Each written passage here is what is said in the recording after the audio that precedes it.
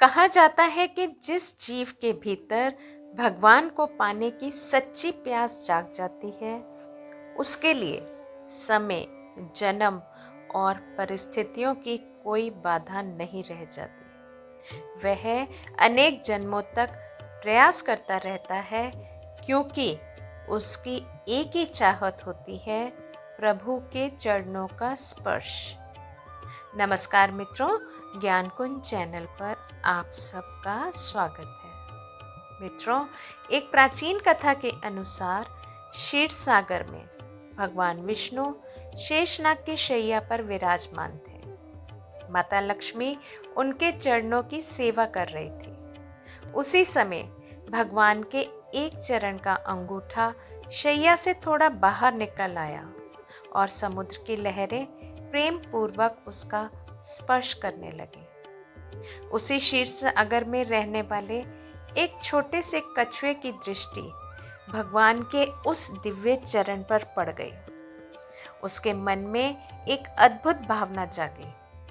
उसने सोचा, यदि किसी प्रकार मैं भगवान के चरणों का स्पर्श अपनी जीभ से कर लूं, तो मेरा जीवन सफल हो जाएगा और मुझे मोक्ष की प्राप्ति होगी।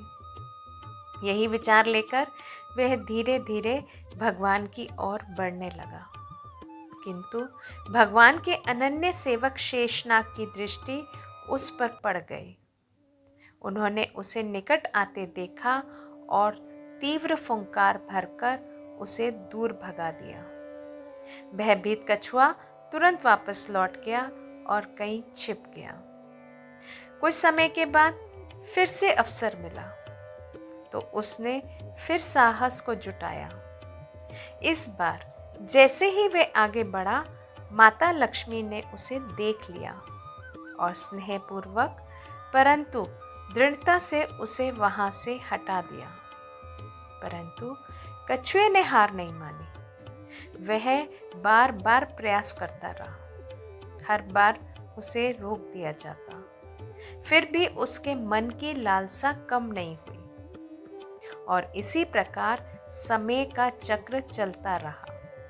सृष्टि का विस्तार हुआ, सतयुग समाप्त हुआ और त्रेता युग का आरंभ हो गया। इस लंबे कालखंड में उस जीव ने अनेक जन्म धारण किए। हर जन्म में उसके हृदय में केवल एक ही आकांक्षा जीवित रही, भगवान की प्राप्ति।